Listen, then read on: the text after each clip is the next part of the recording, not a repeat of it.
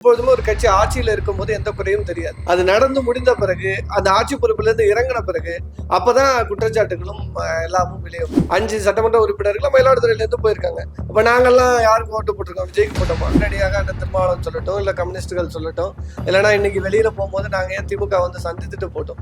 இதை பேசுறது காங்கிரஸ் பண்ணையார்கள் தான். எம்ஜிஆர் ஒன்றும் நேரடியா வந்து அரசியல் வந்து ஒன்றும் இல்லை.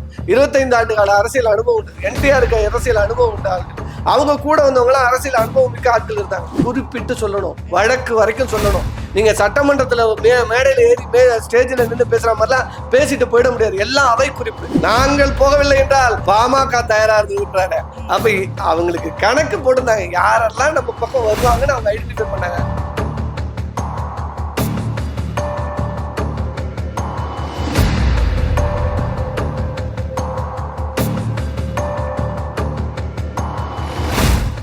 மெய்வர மாற்றம் வரும். இன்றைக்கு நம்மளோட சிறப்பு நேர்காணலுக்கு வந்திருக்காங்க மயிலாடுதுறையை சார்ந்த திரு விக்கி அவர்கள். அவங்க வந்து திமுகவுல மாநில செய்தி தொடர்பாளரா இருக்காங்க. அவங்க கிட்ட இப்ப நடந்துட்டு இருக்க அரசியல் மாற்றங்களை பற்றி கேட்டு தெரிஞ்சுக்கலாம். வணக்கம் சார். நல்லா இருக்கீங்களா சார்? எங்களுக்கு இந்த கொஸ்டின்ல வந்துட்டு தமிழ்நாட்டு மக்கள் எல்லாருக்குமே ஒரு ஆச்சரியமான ஒரு கொஸ்டின் தான். பாரம்பரியமான திராவிட கட்சி ஒரு பக்கம் திமுக இருக்கட்டும், இன்னொரு பக்கம் அதிமுக, இவ்வளவு பெரிய தோல்வியை கண்டதுக்கான காரணம் என்னவா இருக்கும்னு நினைக்கிறேன்? இது ஒரு பெரிய தோல்வின்னு சொல்ல முடியாது. இப்போ வந்து யாருக்குமே இங்க வந்து மெஜாரிட்டி கிடைக்கல. ஒரு அரசு மைனாரிட்டி அரசாக தான் அமைக்கப்பட்டிருக்கு. ஒரு பெரிய வெற்றி அப்படிங்கிறத நம்ம சொல்ல முடியாது. மக்கள் மாற்றத்திற்காக ஒரு குறிப்பிட்ட சதவீதம் வந்து வாக்களித்திருக்காங்க. அது தெரியுது. அந்த யதார்த்தத்தை திமுகவின் கழகத்தின் உடன்பிறப்புகள் அனைவரும் ஏற்றுக்கொண்டிருக்கிறோம். அதுல வருத்தங்களும் இருக்கு. கட்சிக்காரர்கள்ட்ட பல குறைகள் இருக்கு. அந்த குறைகளை எல்லாம் பற்றி இப்ப சமீபத்துல வந்து குழு அமைச்சு முன்னாள் முதல்வர் அவர்கள், கழக தலைவர் அவர்கள் கேட்டு அந்த ஆய்வு அறிக்கைகள் எல்லாம் இப்ப வாங்கியிருக்காங்க. வாங்கி இப்ப அதன் மீது நடவடிக்கைகளும் எடுக்க போறேன் அப்படிங்கிறத சொல்லியிருக்காங்க. எப்பொழுதுமே ஒரு கட்சி ஆட்சியில இருக்கும்போது எந்த குறையும் தெரியாது. அது நடந்து முடிந்த பிறகு அந்த ஆட்சி பொறுப்புல இருந்து இறங்கின பிறகு அப்பதான் குற்றச்சாட்டுகளும் எல்லாமும் வெளியே வரும். அப்ப என்னன்னா அந்த கட்சி தன்னை ஒரு சுய பரிசோதனைக்கு உட்படுத்தும், திருப்பி மீண்டும் ஆட்சிக்கு வரும். திமுக ஒரு முறையும் ஆட்சியை இழந்திருக்கு. ஆட்சியை பற்றி இங்க கவலைப்பட்ட இயக்கம் கிடையாது. மக்கள் நலம் சார்ந்த போராட்டங்கள்ல நம்ம தொடர்ந்து பயணிப்போம் அப்படிங்கிறது தான் இங்கே வந்து முக்கியமானது. அப்ப அடுத்த முறை ஆட்சிக்கு வரணும் அப்படின்னா கட்சியில சில சீர்திருத்தங்கள் தேவை அப்படின்னு நினைக்கிற பட்சத்தில் அதை இந்த ஆண்டுகள்ல அதை வந்து செயல்படுத்திப்பாங்க. இது ஒரு வாய்ப்பா எடுத்துப்பாங்க. இப்ப முன்னாள் முதல்வர் அவர்கள், கழக தலைவர் தினமும் அறிவாளம் வர்றாரு, எல்லாரையும் சந்திக்கிறாரு, எல்லாத்தையும் வந்து குறைகளை கேட்கிறாரு. இப்ப இந்த அதெல்லாம் வந்து ஒரு வாய்ப்பு கிடைத்திருக்கு அப்படின்னு தான் பாக்குறமே தவிர ஆட்சி மக்களுக்காக நடந்திருக்கு, அதுல கட்சிக்காரர்களுக்கு அதிருப்தி இருக்கு அப்படிங்கிறது தான் இதை காட்டுது. ஆனா இந்த தோல்வியை கட்சிக்காரர்கள் பலரும் ஏற்றுக்கொள்ள முடியல தான். அது எப்பொழுதுமே இருக்கும். ஒரு தேர்தல் முடிந்தா அந்த தோல்வி அப்படிங்கிறது யாருக்கும் ஏற்றுக்கொள்ள முடியாது. ஆனா இது ஒரு அறுதி பெரும்பான்மையான வெற்றி யாருக்கும் இங்க அமையல. அப்ப அது வந்து நம்ம வந்து இங்க பாக்குறோம். திமுக கூட்டணியில வெற்றி பெற்ற கட்சிகள் எல்லாம் சேர்ந்துதான் இன்னைக்கு ஆட்சி அப்படிங்கிறது அமைஞ்சிருக்கு. சோ அதையும் நம்ம வந்து இங்க சுட்டிக்காட்ட கடமைப்பட்டிருக்கு. ஏன்னா இப்ப மயிலாடுதுறையில காங்கிரஸ் வெற்றி பெற்றிருக்கு. 5 சட்டமன்ற உறுப்பினர்கள் மயிலாடுதுறையில இருந்து போயிருக்காங்க. அப்ப நாங்கெல்லாம் யாருக்கு ஓட்டு போட்டிருக்கோம்? விஜய்க்கு போட்டோமா? நாங்க போடல. அப்ப அந்த இன்னைக்கு திமுக கூட்டணியில அங்கே பங்கு வகிக்கிற யாரும் விஜய்க்காக வாக்களிக்கல. ஏன்னா அவர்களை எதிர்த்து விஜய் கட்சி வேட்பாளர்களும் அங்க போட்டிட்டாங்க. அப்ப விஜய்க்கு இந்த ஆட்சியை கொடுக்கணும் என்று மக்கள் நினைக்கல. மாறாக இங்க வந்து அறுதி பெரும்பான்மை கிடைக்காத பட்சத்துல குடியரசுத் தலைவர் ஆட்சி வந்துவிடும் அப்படிங்கிற காரணத்தினால எங்க கூட்டணியில் இருந்த கட்சிகள் பலர் எங்கள்கிட்ட சொல்லிட்டு போனாங்க. காங்கிரஸை தவிர எல்லாரும் சொல்லிட்டு போய் கூட்டணி வச்சிருக்காங்க. அதை எந்த இடத்திலும் திமுக தடுக்கலங்கிறத கூட்டணி கட்சி தலைவர்களும் வெளிப்படுத்திருக்காங்க. சோ அப்படிதான் பார்க்கணுமே தவிர ஒரு பெரிய ஒரு இழப்பு அப்படிங்கிறது திராவிடத்திற்கு என்னைக்குமே சித்தாந்த ரீதியிலான இயக்கம்.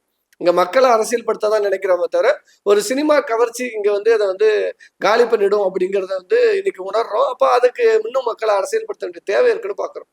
ஒரு சில தரப்புடைய வாக்கு என்னன்னு சொல்றீங்க? தரப்பு என்ன சொல்றாங்கன்னு பாத்தீங்கன்னா, திமுக இருக்க கூட்டணி கட்சிகளா இருக்காங்களா, அவங்களுக்கு கொடுக்க வேண்டிய மரியாதை அங்க கொடுக்கப்படல, ஒரு பண்ணையார்த்தனமான ஒரு நடவடிக்கை தான் அங்க நடந்தது, அந்த ஒரு கசப்பு விரக்தினாலதான் அவங்க எல்லாம் கூட்டணியில வெளியில வந்துட்டாங்கன்னு ஒரு தரப்பு சொல்றாங்க. இல்லையா? அப்படி பண்ணையார்த்தனமாக இருந்ததுன்னா நேரடியாக அண்ணன் திருமாவளவன் சொல்லட்டும், இல்ல கம்யூனிஸ்டுகள் சொல்லட்டும், இல்லைன்னா இன்னைக்கு வெளியில போகும்போது நாங்க ஏன் திமுக வந்து சந்தித்துட்டு போட்டோம். இதை பேசுறது காங்கிரஸ் பண்ணையார்கள் தான். இந்தியாவிலே இன்னைக்கு காங்கிரஸ் எந்த நிலைமையில இருக்குன்னு காரணம் வந்து அந்த பண்ணையார்த்தனமான அரசியலும் சரி, இந்த மாதிரியான விஷயங்கள் தான். 1967 திமுக ஆட்சிக்கு வந்தது. அன்னைக்கு பண்ணையார்களை ஒழித்து விட்டு தான் இந்த ஆட்சிக்கு வந்து திமுக வந்தது. அப்ப அதெல்லாம் வந்து காங்கிரஸ் இன்னும் அந்த நடைமுறையை பயன்படுத்துறாங்க. எங்க திமுக போட்டியிடுற இடத்துலயே இவங்களும் போட்டிடுறாங்க. கேட்டா ஃப்ரெண்ட்லி ஃபைட்டா யாராவது செய்வோமா? இது என்ன மாதிரியான அரசியல்? அப்படி கேவலமான அரசியலை செய்கிற கட்சி காங்கிரஸ். காங்கிரஸ் வேணா அந்த மாதிரி குற்றச்சாட்டை பணியார் அரசியல் பண்றாங்க அப்படி இப்படின்னு சொல்லலாமே தவிர, எங்க கூட்டணியில இருந்த கம்யூனிஸ்டுகளோ இடதுசாரிகள் குறிப்பாக இன்னைக்கு வந்து பாட்டாளி வர்க்கத்தோடு கூட நிற்கிற இயக்கமாக நம்ம பார்க்கறது கம்யூனிஸ்டுகளை. அதே போல ஒடுக்கப்பட்டவர்களின் உரிமைக்காக பேசுகிறாங்க அண்ணன் திருமாவளவனை பார்க்குறாங்க. அவர் எந்த இடத்துலையும் வந்து திமுக பண்ணையாத்தனமாக நடக்குதுன்னு பதிவு பண்ணல, கம்யூனிஸ்டுகளும் பதிவு பண்ணல. மற்றவர்கள் பதிவு பண்றதை பத்தி நாம வந்து இங்க பேச வேண்டிய தேவையில்லை. ஏன்னா கூட்டணியில இருக்கிற வெளியேறும் போது சில கசப்புகளை நிர்வாகிகள் சொல்லத்தான் செய்வாங்க. அப்படி நிர்வாகிகள் வெளிப்படுத்துறத நம்ம வந்து கடந்து போகத்தான் வேணும். அப்படின்னா நாங்க திமுகல பல குற்றச்சாட்டுகளை எங்கள் நிர்வாகிகளும் வைப்பாங்க. இப்ப வைகோ அவர்களின் மகன் துரை வைகோ சொல்றாரு, துரதிருஷ்டவசமானது திமுகவின் சின்னத்துல போட்டிட்டது. அப்படி துரதிருஷ்டவசமா இருந்ததுன்னா ரிசைன் பண்ணுங்க. ரெண்டு எம்எல்ஏ இருக்காங்க. இப்ப எங்க மாவட்டத்துல சீர்காழில ஒரு எம்எல்ஏ இருக்காரு, ரிசைன் பண்ண சொல்லிட்டு இப்ப அதிமுக 5 எம்எல்ஏக்கள் ரிசைன் பண்ணிருக்காங்க. உண்மையாக அவங்க அந்த கட்சிக்கு வந்து நான் வந்து ரிசைன் பண்ணிட்டு போய் சேர்ந்துக்கிறேன். நாங்க தைரியம், துணிச்சல் இல்ல, எனக்கு திமுக காரன் ஓட்டு போட்டது எனக்கு வேணாம், என் உடம்பெல்லாம் கூசுதுன்னு துரை வைக்க சொன்னா, துரை வைக்க 2 சட்டமன்ற உறுப்பினர் ரிசைன் பண்ண சொல்லுங்க. ரிசைன் பண்ணிட்டு தாவேகா சின்னத்திலயோ இல்ல அவங்களுக்கு தான் சின்ன அடுத்த கட்சி சின்னத்துல நிக்கிறதா இப்ப கூசுது. சோ துரதிருஷ்டவசமா இருக்கு. அவங்களோட தனி சின்னம் ஏதாவது ஒரு சின்னத்தை வாங்கி சீர்காழில திருப்பி நின்று வென்ற சொல்லுங்க. சோ அப்ப அததான் நம்ம சொல்றோமே தவிர, விமர்சனங்களை வந்து யார் வேணாலும் கூட்டணி விட்டு வெளியே போகும்போது வைக்கலாம். கூட்டணிக்குள்ள இருக்கும்போது எப்படி நடந்துக்கிட்டோம் அப்படிங்கறதா இங்க பேச்சு. சோ அதனால அந்த வார்த்தைகளாகத்தான் அதெல்லாம் நம்ம பாக்குறோம். இன்னொரு விஷயம், நம்ம இப்ப தமிழக முதல்வர் என்ன சொல்லியிருக்காங்கன்னா, நாங்க தான் அனுப்பி வச்சோம் வந்துட்டு சொல்லிட்டு இருக்கீங்க. நீங்க அனுப்பி வச்ச அமைச்சர்களுக்கு நாங்க பதவி கொடுத்தா ஏன் கதறீங்க அப்படின்னு ஒரு கேள்வி கேட்கிறாரு. இங்க யாருமே கதறல, அவரா கதறிட்டு இருக்காரு சட்டமன்றத்துல. சட்டமன்றத்தின் மாண்பு அப்படிங்கிறது ஒண்ணு இருக்கு. எல்ஓபினா என்னன்னு தெரிஞ்சுக்கணும், பாயிண்ட் ஆஃப் ஆர்டர்னா என்னன்னு தெரிஞ்சுக்கணும். அங்கேயும் மேடை பேச்சு மாதிரி வந்து பேசிட்டு இருக்காரே தவிர முதல்வர் அவர் வந்து இன்னும் சட்டமன்ற மாண்பு என்ன, சட்டமன்ற விதிகள் என்னன்னு 2 நாள் வந்து பயிற்சி வகுப்புல எடுத்தாங்க. அந்த பயிற்சி வகுப்புல என்ன எடுத்தாங்கன்னு தெரியல. நேற்று தியேட்டர்ல உட்காந்துருக்க மாதிரி விசில் அடிக்கிறானுங்க. இப்போ ஒரு சட்டமன்ற உறுப்பினர், நீ வந்து தியேட்டர்ல இதுக்கு முன்னாடி நீங்க என்னென்ன பண்ணிட்டு இருந்தீங்கன்னு எங்களுக்கு தெரியும். இன்னைக்கு வந்து டிக்கெட்டுகள் வித்ததாக பல பேர்கள் இன்னைக்கு வந்து சட்டமன்ற உறுப்பினர்கள் ஆயிருக்காங்க. சரிப்பா, வளர்ச்சிப்பா, நாடு முன்னேறிட்டுப்பா அப்படின்னு நம்ம சொல்லலாம். பட் ஆனா தியேட்டருக்குள்ள செய்கிற விஷயங்களை இன்னைக்கு சட்டமன்றத்துக்குள்ள செய்யறதுதான் இங்க மாண்பை குறைக்குதுங்கிறோம். அப்ப இதற்கு முன்னாடி நடிகர்கள் நாடா இருந்திருக்கலாங்க. நான் அதை வந்து மறுக்கவே இல்லை. நடிகர்கள் ஆள்றது இல்லைன்னா யாரும் இங்க ஆளக்கூடாதுன்னு சொல்லல. என்டிஆர் ஆண்டிருக்கிறாரு ஆந்திராவா, எம்ஜிஆர் ஆண்டிருக்கிறாரு. யாரும் சட்டமன்றத்துல விதிகளை பின்பற்றுறாங்க. எம்ஜிஆர் ஒன்னும் நேரடியா வந்து அரசியல் வந்து நுழையல. 25 ஆண்டு கால அரசியல் அனுபவம் உண்டு. என்டிஆருக்கு அரசியல் அனுபவம் உண்டு ஆள்கள். அவங்க கூட வந்தவங்களாம் அரசியல் அனுபவம் மிக்க ஆட்கள் இருந்தாங்க. சட்டமன்றத்துல மேஜையை தட்டணுமா கை தட்டணுமான்னு சபாநாயகர் சொல்லி கொடுக்குறாரு. சரி, சபாநாயகரே பார்த்துட்டு உட்காந்துருக்காங்க எப்ப தட்டணும்னு சொல்லுவாருன்ட்டு. சோ அப்ப இது எப்படி இருக்கு? பர்வேஸ் தொழிலாளர் நலத்துறை அமைச்சர், அவர் வந்து அந்த விசவாயு கசிவுல 6 பேர் இறந்து போயிட்டாங்க, 70 பேர் அட்மிட்ல இருக்காங்க தீவிர சிகிச்சை பிரிவுல. அது 110 விதியில கொண்டு வந்து அதை பத்தி பேசுறாங்க. முன்னாள் எதிர்கட்சி தலைவர் அந்த எடப்பாடி பழனிசாமி 110 விதியில பேசணுங்கிறார். அவரு பாயிண்ட் ஆஃப் ஆர்டர் ரைஸ் பண்றாரு. அப்ப அவர் ரைஸ் பண்ண விடாம இன்னும் ஆக்ரோஷமா படிக்கிறாரு அமைச்சர். யோ, செத்து போயிருக்காயா, நீ ஒரு கவலையோட ஒரு எமோஷனலோட நீ படிக்கணும்னு இல்ல, ஒரு அதை எப்படி படிக்கணும்னு இருக்கு. அப்படி திரும்பி முறைக்கிறது யாரு? எங்க எடப்பாடி பழனிசாமி ஆக்ரோஷமா கத்தி கொண்டு வந்திருக்கிறது 110 விதியில நடந்த இன்சிடென்ட பத்தி கவன ஈர்ப்பு தீர்மானம் 110. எதுவுமே தெரியலங்க. அது இப்ப சட்டமன்ற முதலமைச்சருக்கே தெரியல. சட்டமன்றத்துல செய்கை காட்டாதீங்க, அது வந்து வெளியில தவறா போகுதுங்கிறாரு சபாநாயகர். முதல் நாள் மறுநாள் நான் ஒரு செய்கை செஞ்சுக்கிட்டுமா, நீங்க என்ன வேணாலும் செஞ்சுக்கலாங்கிறாங்க. அப்ப சட்டமன்றம் இன்னைக்கு சினிமா கூத்தா மாறி நிக்குதுங்கிறதுதான் நாம பாக்குறோமே தவிர, அவர் பேசுறதெல்லாம் அங்க பார்லிமெண்டரி வேர்டாவே இல்லை. ஒரு சட்டமன்றத்தின் மாண்பு இருக்கு. என்ன சொன்னாருன்னா, அவர் போக்கல இதெல்லாம் சட்டமன்ற குறிப்புல ஏறுங்க. அவர் பாட்டே அடிச்சு விடுறாரு, பினிஷ்ங்கிறாரு, கதறல்ஸுங்கிறாரு. சட்டமன்ற குறிப்புல கதறல்ஸ்ன்னு இப்ப ஏத்திருப்பாங்க. நான் ஒரு 50 வருஷம் கழிச்சு தமிழ்நாடு சட்டமன்றத்துல 2026 நடிகர் விஜய் அவர்கள் முதல்வராக இருந்த போது முதல் உரை எடுத்து பார்த்தா கதறல்ஸ்ன்னு இருக்கும். கதறல்ஸா? தமிழ்ல கதறல்ஸுக்கு எங்க போய் அர்த்தம் தேடுவான்? ஒரு 50 வருஷம் கழிச்சவங்க. நான் ஒண்ணும் இல்லைங்க, நான் சட்டமன்ற உறுப்பினர், எங்க சட்டமன்ற உறுப்பினர் 2021 தேர்ந்தெடுக்கப்பட்ட போது அவருக்காக கோப்பு தயாரிப்பதற்கு நான் வந்து லைப்ரரிக்கு போயிருந்தேன். அப்ப மானிய கோரிக்கை விவசாயத்துறைக்கு தனி பட்ஜெட் கிடையாது. போன அரசு திமுக அரசு தான் தனி பட்ஜெட் கொடுத்தது.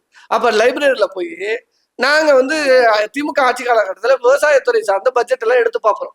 அப்ப அமைச்சர்கள் என்ன படிச்சிருக்காங்க, என்ன சொல்லியிருக்காங்க, கரவொலி எழுப்பப்பட்டது அப்படின்னு இருக்கும் அதுல. அப்ப நான் பார்ப்பேன், என்னன்னா இப்படி எல்லாம் இருக்குன்ட்டு. எங்க முன்னாள் சட்டமன்ற உறுப்பினர் இருக்காரு, அவர்கிட்ட கேட்கிறேன், ஆமா தம்பி என்ன நடக்குதோ அதை அப்படியே பதிவு பண்ணியிருப்பாங்க, கரவொலி எழுப்பப்பட்டது அப்படின்னு இருக்கு. உடனே அங்க வந்து எதிர்க்கட்சி தலைவர் எழுந்துச்சு இந்த கருத்தை பதிவு செய்தார். அப்படியே ஒரு லைன் கூட மிஸ் ஆகாம இருக்கும். இப்ப விஜய் நேத்து கதறல்ஸ் அப்படின்னு சொல்லிட்டு வந்திருக்காரு. இந்த கதறல்ஸுக்கு தமிழ்நாட்டுல தமிழ்ல ஹிஸ்டரியில அதுக்கு அர்த்தம் கிடையாது. அப்ப அன்பார்லிமெண்டரி வேர்ட்ஸ் எல்லாத்தையும் கொண்டு போய் சட்டமன்றத்துல பேசக்கூடாதுங்க. இது ஒரு ஆவணம். அப்ப இதெல்லாம் நீங்க கொண்டு போய் பேசுறீங்க. குட்டி கதை, எங்க அப்பாவை காணும், உங்க அப்பாவை காணும் அப்படின்னு வந்து ஒரு சொல்றாரு. சரிப்பா, அந்த பையன் அந்த தாத்தா சொல்றாரு உங்க அப்பாவை காணுன்னு. இப்ப எனக்கும் ஒரு குட்டி கதை அவர் சொன்னதுலயே சொல்றேன். அந்த அப்பாவை காணுன்னு கேட்ட ஒரு சொன்னார்ல ஒரு தாத்தா, அந்த தாத்தா எஸ்எஸ்சி. எங்கப்பா என்ன தாத்தா பாத்துட்டு இருக்கீங்கன்னு கேட்டானா அந்த பையன் பேரு நான் சொல்ல விரும்பல. எங்க அப்பாவை காணுன்னு எங்க அம்மா செங்கல்பட்டு கோர்ட்ல நிக்குதுன்னு அந்த பையன். இப்படி நானும் கதை சொல்லிட்டு சொன்னது வந்துட்டு எதிர்கட்சி தலைவர் தானே சொன்னாரு. செங்கல்பட்டுல வந்து அத வெளியில சொன்னாரு. நீங்க அங்கதான் மாண்பை பார்க்கணும். இதையே உள்ள பதிவு பண்ணிருந்தா சட்டமன்ற கோப்புல ஒரு விஷயம் நாங்க சொல்லணும். அதாவது சிஎம் வந்து வாய திறக்கல பேசலன்னு சொல்லிட்டு ஃபர்ஸ்ட் வந்து ஹேஷ்டாக் கொண்டு வந்தாங்க, ஐடிக்கு கொண்டு வந்தாங்க. அவர் பேச ஆரம்பிச்சுன்னா வெளிநடப்பு செய்யறாங்க. அதுதான் இங்க அங்க இருந்திருக்கலாம்ல. அதுக்கு பதில் சொல்லி அததான் இங்க புரிஞ்சுக்கணும். நான் என்ன சொல்றேன்னா பாயிண்ட் ஆஃப் ஆர்டர் ரைஸ் பண்றாரு. சிஎம் எல்லாத்தையும் பேசிவிட்டு போயிட முடியாது. முதல் நாள் எதிர்கட்சி தலைவர் பேசுறாரு. மேடம் நான் தான் சொல்றேன் பேசிட்டுங்கிற பேசும்போது பாயிண்ட் ஆஃப் ஆர்டர் எதிர்கட்சி தலைவர் ரைஸ் பண்ண முடியும். அப்ப எதிர்கட்சி தலைவர் ரைஸ் பண்ணும் போது அவர் முறையான குற்றச்சாட்டை வைக்கிறாரு, அதுக்கு நான் விளக்கம் கொடுக்கணும்னு இவங்க கொள்ளும் போது அனுமதி கொடுக்கணும். இதற்கு முன்னாடி தமிழக முதல்வர் ஸ்டாலின் அவர்கள் பேசும்போது பாயிண்ட் ஆஃப் ஆர்டர்ல எதிர்கட்சி தலைவர் எடப்பாடி கேட்கும் போது பாயிண்ட் ஆஃப் ஆர்டர் கொடுப்பாங்க. எடப்பாடி வந்து அதுக்கு வந்து பதில் சொல்றாரு, அதிமுக ஆட்சி காலத்தில் நாங்கள் இதெல்லாம் செஞ்சோம். அதற்கு பிறகு அதை உள்வாங்கிட்டு தமிழக முதல்வர் அப்பொழுது இருந்த மு.க. ஸ்டாலின் அவர்கள் விளக்கம் கொடுப்பார். அதுக்கு பேர் பாயிண்ட் ஆஃப் ஆர்டர். நேற்று தமிழக முதல்வர் ஒரு கருத்தை பதிவு செய்யறார் சிஎம் விஜய், பார்ட்டி ஃபண்டுன்னு. அப்ப எதிர்கட்சி தலைவர் எழுந்திருக்கிறார், பார்ட்டி ஃபண்டுங்கிறீங்களே யார் ஃபண்டு, இதை நான் ரைஸ் பண்ணுவேன்னு சொல்லி பாயிண்ட் ஆஃப் ஆர்டர் கேட்கிறார். சபாநாயகர் என்ன சொல்றாரு, பாயிண்ட் ஆஃப் ஆர்டரே கிடையாது, நான் கடைசியா தான் வாய்ப்பு கொடுப்பேன். நீங்க கடைசியா வாய்ப்பு கொடுத்தீங்கன்னா என்ன தெரியுமா ஆகும், இது எல்லாம் கோப்புல ஏறிடும். இவரு முதல்வர் உரைன்னு அப்படியே ஏத்திடுவாங்க. நீங்க பாயிண்ட் ஆஃப் ஆர்டர் கொடுக்கும் போது இதை பேசும்போது எதிர்கட்சி தலைவர் எழுது யாரு அந்த பார்ட்டி ஃபண்டுன்னு கேட்டாரு, அந்த அங்க கேள்வி பதிலாகும். அதுக்கு பிறகு அதை உள்வாங்கி கொண்டு தமிழக முதல்வர் பாயிண்ட் ஆஃப் ஆர்டர்ல இந்த பதிலை சொன்னார்னு சட்டமன்ற கோப்புல பதிவாகும். நாங்க கேட்கறது அவரு பாய் திறந்து பேசுங்க பேசுங்கன்னு நாங்க தான் சொன்னோம். அவரை பாலியல் சம்பவங்கள் குற்றச்சாட்டு நடந்துட்டு இருக்கு, அதை பத்தி பேச சொன்னோம். தொடர் மின்வெட்டு நடந்துட்டு இருக்கு, அதை பத்தி பேச சொன்னோம். 6 பேர் விஷவாயு கசிவுல இறந்து போயிட்டாங்க, அதை பத்தி பேச சொன்னோம். சோ இன்னைக்கு இந்த தமிழ்நாட்டில் இருக்க தொழில்துறை முதலீடுகள் ஆந்திராவுக்கு போயிட்டு இருக்கு, அதை பத்தி பேச சொன்னோம். நேத்து இதை பத்தி எல்லாம் பேசினாரா? பேசவே இல்லை. அவதூறுகளை ஊழல அடிச்சு உலையில போட்ட இதெல்லாம் என்ன மேடம்? அப்ப இதை வந்து அங்க ரைஸ் பண்ணுறீங்க. ஆதவர்ஜன் பேசுனத ஒரு தெளிவா பாத்துங்க. ஆதவர்ஜன் ஒரு குற்றச்சாட்டு வைக்கும்போது சபாநாயகர் என்ன சொல்றாருன்னா, 2 வயது குழந்தையே திமுக காரன் பாலியல் வன்புணர்வு செஞ்சுட்டான், ஆதாரம் இருக்குங்கிறார். உடனே சபாநாயகர் சொல்றாரு, எந்த ஸ்டேஷன் எந்த நபர் எங்கன்னு விவரம் சொன்னாதான் சட்டமன்றத்துல பதிவு செய்ய முடியும். அதே மாதிரி முதல் நாள் எதிர்கட்சி தலைவர் பேசும் போதும் பொத்தாம் பதிவா தாவேகா நிர்வாகின்னு சொல்லாதீங்க, ஆதாரத்தோட சொல்லுங்கன்றதும் உடனே தமிழ்நாட்டு எதிர்கட்சி தலைவர் அவர்கள் உதயநிதி ஸ்டாலின் அவர்கள் பகுதி செயலாளர் பல்லாவரம் பதிவு பண்ணார். திருத்துறைப்பூண்டியை சேர்ந்த ஒன்றிய கழக செயலாளர் பாலியல் சீண்டல்ல இன்னைக்கு கம்பெனி இருக்காரு. குறிப்பிட்டு சொல்லணும், வழக்கு வரைக்கும் சொல்லணும். நீங்க சட்டமன்றத்துல மேடையில ஏறி ஸ்டேஜ்ல நின்று பேசுற மாதிரிலாம் பேசிட்டு போயிட முடியாது, எல்லாம் அவை குறிப்பு. அப்படி பாயிண்ட் ஆஃப் ஆர்டர் ரைஸ் பண்ணும் போது உதயநிதி ஸ்டாலின் அவர்களுக்கு எதிர்கட்சி தலைவருக்கு வாய்ப்பு கொடுக்கல. வாய்ப்பு கொடுக்கணும்னு திருப்பி திருப்பி கேட்கும் போது முடியாதுன்னு சபாநாயகர் அவை விதிக்கு எதிராக நடைபெறாங்க. அதனால வெளிநடப்பு செய்யறாங்க. யார் இங்க பயந்துட்டு ஒரு ஆள்லாம் கிடையாது. மிசாவையே பார்த்த இயக்கம், ஜெயலலிதாவையே பார்த்த இயக்கம். அதனால இவர் மாதிரி சரி பாயிண்ட் ஆஃப் ஆர்டர்ல கேட்ட கேள்விக்கு விஜய் கிட்ட பதில் வராது. அதுதான் மேட்ரு. இப்ப நீங்க விஜய் ஸ்கிரிப்ட தான் எடுத்துட்டு வந்து நேற்று படிச்சாரு. இப்ப இதுக்கு வரைக்கும் இதை நீங்க ஒன்னே ஒண்ணு பிடிச்சிக்க. முதல் நாள் விஜய் நோக்கி கேள்விகள் வைக்கப்படுது. எந்த முதல்வரும் ஒரு நாள் அமைதியா இருந்துட்டு மறுநாள் வீட்டுல போய் ஸ்கிரிப்ட் எடுத்துட்டு வந்து எல்லாம் பேச மாட்டாங்க. எடப்பாடி பழனிசாமி அவர்கள் முதல்வராக இருந்த போது எங்க எதிர்கட்சி தலைவராக இருந்த தலைவர் அவர்கள் பேசும்போது உடனே எந்திரிச்சு பாயிண்ட் ஆஃப் ஆர்டர் வைப்பாங்க. அதுக்கு ரிப்ளை உடனே கொடுப்பாரு எடப்பாடி. அதே மாதிரி எங்க தலைவர் வந்து முதல்வராக இருந்த போது எடப்பாடி கேட்கும் போது உடனே ரிப்ளை வரும். நேற்று சட்டமன்றத்துல எங்க எதிர்கட்சி தலைவர் கேட்கும் போது எந்த பதிலும் இல்லை, இப்படியேதான் இருந்தாரு. மறுநாள் ஸ்கிரிப்ட் எடுத்துட்டு வந்துட்டாரு. ஸ்கிரிப்ட நீங்க படிச்சுட்டு போறதுக்கு இது வந்து மேடை கிடையாது, சட்டமன்றம். சொன்னீங்கல்ல, அதேதானே எதிர்கட்சி தலைவர் அவரும் பார்த்து தானே படிச்சாங்க. எங்க தகவல்களை குறிப்புகளை படிக்கிறது பார்த்து படிக்கணுங்க, குறிப்புகளை பார்த்துதான் படிக்கணும். அதெல்லாம் குறிப்புகளை படிக்க கூடாது. நான் பார்த்து படிக்கிறத பேசல, ஸ்கிரிப்டடான விஷயத்த பேசுறது சட்டமன்றம் கிடையாதுங்கிற. நீங்க கேள்வி கேட்ப நேற்று பாயிண்ட் ஆஃப் ஆர்டர்ல கேட்கிறாரு, நீங்க இந்த மாதிரி குற்றச்சாட்டு வைக்கிறீங்களா, எந்த பார்ட்டி அவர் ஸ்கிரிப்ட் எடுத்து படிச்சாரா உதயநிதி? ஸ்கிரிப்ட் எடுத்து படிச்சு அது பாயிண்ட் ஆஃப் ஆர்டர் கொஸ்டின். அப்ப பாயிண்ட் ஆஃப் ஆர்டர் கொஸ்டின் வரும்போது பாயிண்ட் ஆஃப் ஆர்டர் கொஸ்டினுக்கு ஆன்சர் பண்ண வேண்டியது விஜய். அதுக்கு பதில் தெரியாது. அதனால சபாநாயகர் வந்து சப்பக்கட்டு கட்டி இல்லங்க அதெல்லாம் கொடுக்க மாட்டோம், கடைசியா தான் பேசுவோம் அப்படின்னு. முதல் நாள் சபாநாயகர் என்ன பண்ணாரு தெரியுமா? எல்ஓபி அவர் முடிஞ்சிச்சு. முதல்ல தெரிஞ்சுங்க, இவங்களுக்கு சட்டமன்ற விதி துளி கூட ஒரு அறிவு. எல்ஓபிங்கிறது ஆப்போசிஷன் லீடர் பேசி முடிச்சுட்டா அவை முடிச்சிச்சுங்க. எதிர்கட்சி தலைவர் உதயநிதி ஸ்டாலின் அவர்கள் பேசி முடிச்சிட்டார், அவை முடிந்ததுன்னு சொல்லிட்டார் சபாநாயகர். உடனே அங்க ராஜ்மோகன் அமைச்சர் ஏந்திருக்கிறார். உடனே அந்த அமைச்சர் ராஜ்மோகன் பேசலாம். சபாநாயகரை நீங்க என்னங்க நான் கேட்கிற கேள்வி, சபாநாயகர் எல்ஓபி அவர் முடிஞ்சிச்சு, ஆப்போசிஷன் லீடர் பேசி முடிச்சிட்டாருன்னா அவை முடிச்சிட்டுன்னு சொல்லிட்டீங்க. திருப்பி அவர் எந்திருப்பாரு. மறுநாள் சட்டமன்றத்துல வந்து அண்ணன் உதயநிதி அவர்கள் கேள்வி கேட்டார். நீங்க சட்டமன்றம் முடிஞ்சிச்சுன்னு சொல்லிட்டீங்க, நாங்க கிளம்பி வீட்டுக்கு போய் பாக்குறோம், வீட்டுல டிவியை போட்டு அங்க ஒரு அமைச்சர் பேசிட்டு இருக்காரு, யாரோட பேசுறீங்க? என்னங்க மரபு? மரபு இருக்கு, விதி இருக்கு. விதிக்கு முரணாக சபாநாயகர் ஜேசிடி பிரபாகர் நடந்து கொள்றார். ஒரு மத அடையாளங்களை கொண்டு வந்து சட்டமன்றத்துல திணிக்கிறார். ரெண்டு முறை இது வரைக்கும் அவர் வந்து கிராஸ் போட்டிருக்காரு. சட்டமன்றத்துல யாரும் மதத்தை வெளிப்படுத்தக்கூடாது. மத விதிமுறைகள் இருக்கு, சட்டமன்ற விதி இருக்கு. அங்க வந்து சிலுவை போடுறாரு. நான் தவறுங்கிறத எங்கடா? எல்லாருக்கும் ஒரு மதம் இருக்குங்க, எல்லாரும் ஒரு கடவுளரை கும்பிடுறோம். ஆனா சட்டமன்றம்னு வரும்போது யாரும் அங்க வந்து அந்த விஷயங்களை பயன்படுத்தக்கூடாது. அப்ப சபாநாயகர் என்ன பண்றாரு? எல்ஓபி அவர் முடிஞ்சு யார் வேணாலும் எழுந்து பேசலாங்கிறது அவருக்கு அனுமதி எப்படி கொடுப்பாரு சபாநாயகர்? அப்ப சபாநாயகர் விதிக்கு புறம்பா நடந்துட்டு இருக்காரு. அப்ப இது எல்லாமும் தான் நாங்க இங்க கேட்கிறோம். இப்ப பயந்து ஓடுற அந்த விஷயமே இங்க கிடையாது. சபாநாயகர் இடம் கொடுக்கல, நீங்க எழுதிட்டு வந்ததை படிக்கணும்னு உட்காந்துருக்கீங்க. ஆக்ஷன் காட்டக்கூடாதுன்னு நீங்களே சொல்றீங்க, திருப்பி நீங்களே ஆக்ஷன் காட்டுங்கிறீங்க. இதெல்லாம் மக்கள் பார்த்துட்டு இருக்காங்க. இதெல்லாம் மக்கள் நிச்சயமாக இனி வரும் காலங்கள்ல மக்கள் புரிஞ்சுப்பாங்கன்னு நம்புறோம். சரி, இந்த அணுகுமுறையை வந்து நீங்க எப்படி பாக்குறீங்க? அவர் இன்னும் வந்துட்டு அந்த ஹீரோயிசம்ன்ற அதுல இருந்து அந்த பிம்பத்துல இருந்து வெளியில வரல நினைக்கிறீங்களா? இல்ல ஒரு முதல்வர் யங்ஸ்டரான ஒரு முதல்வர் வந்துட்டு இப்படி பண்ணது நல்லது? ஏங்க இவரோட 52 வயசு 53 வயசு யங்ஸ்டராங்க. இதுக்கு முன்னாடி யங்ஸ்டர் முதல்வர்லாம் இந்தியாவில பல பேர் இருந்துட்டு போயிட்டாங்க. இவர் வந்து யங்ஸ்டர் நீங்க சொல்றீங்க 53 வயது முதல்வர், அவ்வளவுதான். யங்ஸ்டரோட ஏஜ் என்ன? ஏங்க ரேவந்த் ரெட்டி யாருங்க? தெலுங்கானாவில தமிழ்நாட்டுக்குள்ள பேசுங்க. இல்ல தமிழ்நாடு இல்ல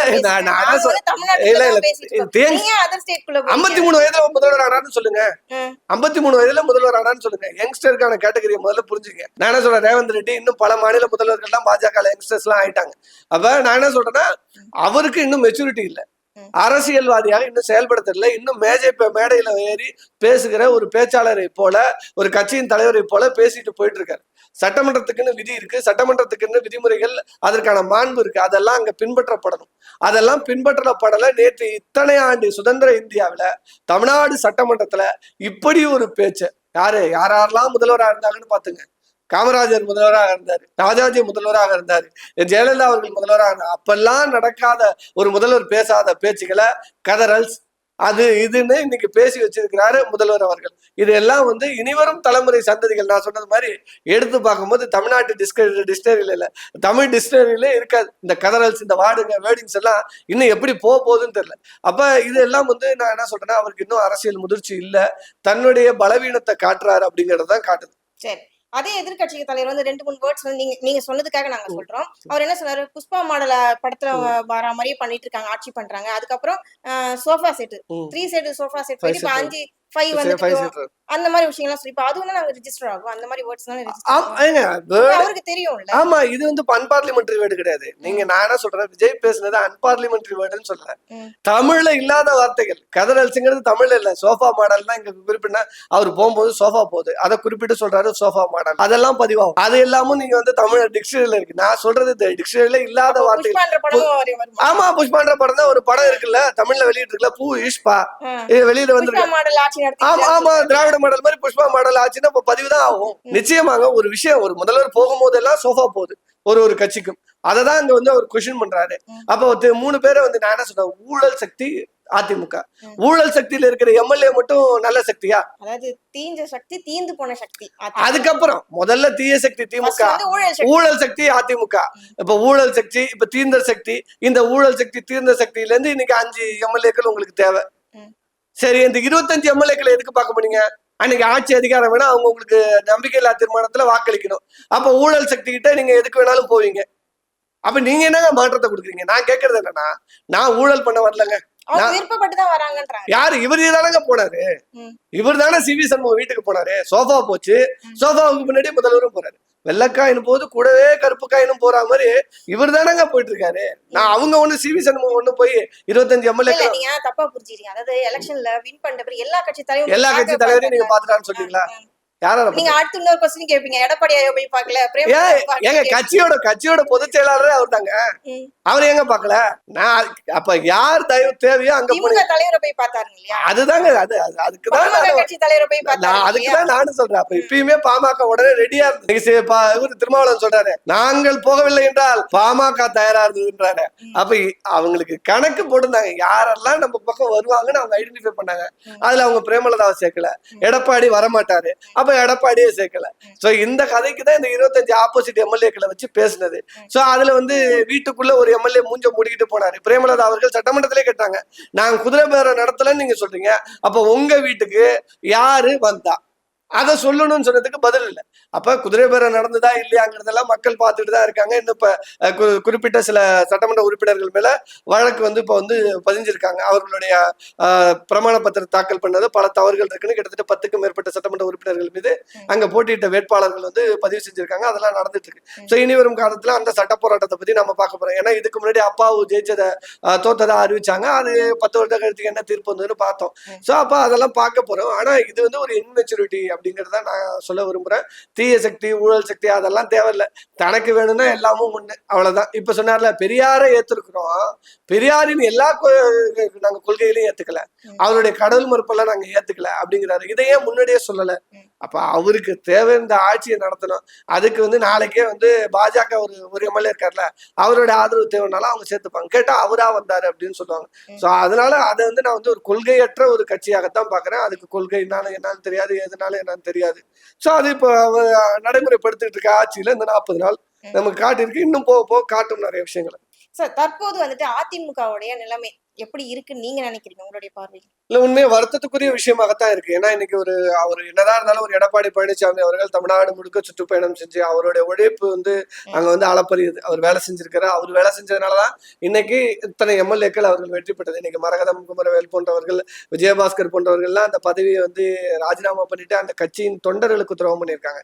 அதெல்லாம் வந்து மக்கள் நிச்சயமா ஏத்துக்க மாட்டாங்க. இப்ப தாவேக்கா சொல்லியிருக்காங்க, அந்த 5 பேருக்கு சீட்டு இல்ல, உங்களுக்கு எல்லாம் வந்து தொகுதியில நல்ல பேர் இல்ல, எப்படிங்க போடுவா மக்கள்?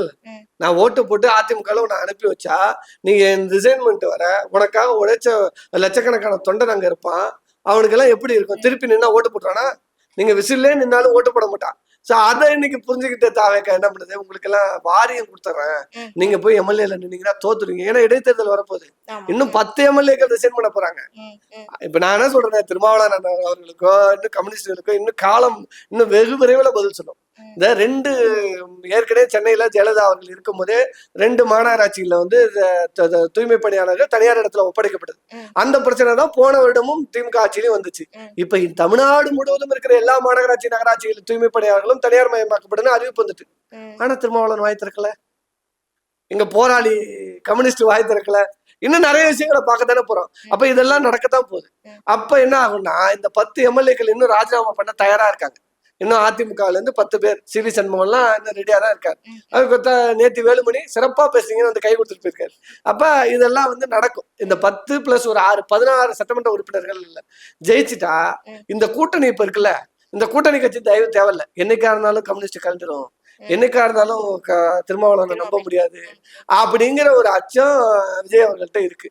அதனால இந்த அதிமுக உறுப்பினர்களை நீங்க வந்து பதவி நீக்கம் பண்ணி அந்த இடத்துல இவர் வெற்றி பெறுவதற்கு தான் பார்ப்பாரு.